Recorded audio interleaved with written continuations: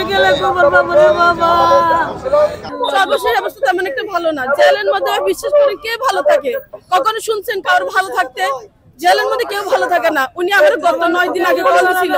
9 দিন আগে আমার কল দিয়ে কান্নাকাটি করতেছে, আমাকে বলতেছে যাইতে হয়ে যাও, যেটা করতে হয় করো, কিন্তু আমাদেরকে এখান থেকে বের করে গেলে আমাদের এক একটা দিন এক একটা বছরের মতো যাচ্ছে। সর্বশেষ অবস্থা অনেক খারাপ। জেলের মধ্যে অতিরিক্ত খারাপ, বলার মতো ভাষা আমার কাছে নাই। আমি চাই যে আমি আমার হাজবেন্ড, আমাদের বাকি ওদের সাথে যারা আছে সবাই সরকার অতি দ্রুত দেশে আনার ব্যবস্থা করুক, ওদেরকে ক্ষতিপূরণটা দিক।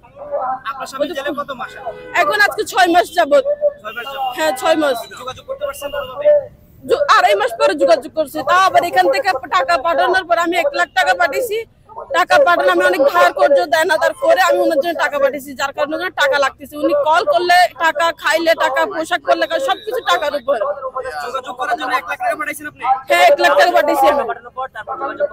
হ্যাঁ হ্যাঁ সবকিছু এখান থেকে টাকা পাঠানোর পরে আমি না, আমাদের এখানে যত ফ্যামিলি আছে, যে যার যত সামর্থ্য আছে সবাই টাকা দিচ্ছে এখানে, কম বেশি সবাই। আমাদের তাও ওনাদের মধ্যে একজন যিনি তো আরবি শেখদের মতো আছে, ওনার নেতৃত্বে আমরা টাকা পাঠাইছি। ওনার ভাই ছিল এখানে, ওনার ভাইয়ের আন্ডারে উনি টাকা পাঠাইছে আমাদেরকে। আমরা টাকা দিলে তারপর আমাদেরকে ঘরে কল দেয়, নাহলে তারা পর্যন্ত যায় না। আমি এদেরকে লাভ সত্য কিছু দেখতেছি না। আমাদের খরচই ওরা চলতেছে আরব আমিরাতের মধ্যে, সবকিছু আমাদের খরচের উপর ডিপেন্ড করে। তাহলে ওদেরকে বন্দি করে রাখার কি দরকার? 25 বছরের যাবজ্জীবন কেন হবে? আমাদের হাজবেন্ড চুরি করে, ডাকাতি করে, মারামারি করে, কোনো কিছু করে নাই, তাহলে ওদেরকে 25 বছর যাবজ্জীবন দিবে কেন? সরকারের কাছে আমরা জানতে চাই কেন দিবে 25 বছরের যাবজ্জীবন? আমরা তো এটা আশা করি নাই।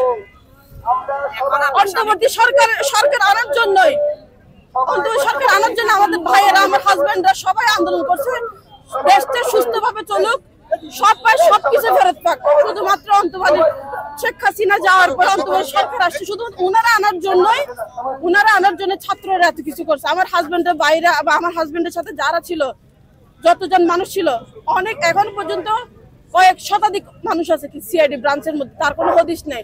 হদিশটা পাবে কখন? যখন সিআইডি ব্রাঞ্চ থেকে যখন আপনার সেন্ট্রাল জেলে শিফট হবে, তখন ওদেরকে চার দিয়ে কতজন মানুষ আছে, তার আগ পর্যন্ত অনেক শতাধিক মানুষ। বর্তমানে জেলের মধ্যে ওরা 9 জন আছে, 20 জন থেকে 1 জন আসছে, রায়হান নিয়ে 1 জন আসছে, আর বর্তমানে এখন 9 জন আছে মানে জেলের মধ্যে। আল সদর 19 জন আল সদরের মধ্যে। আমরা চাই সরকারের কাছে আকুল আবেদন জানাই, আমাদের মানুষগুলোর আমাদের কাছে ফেরত দিক। আমরা বেশি কিছু চাই না ওনার কাছে।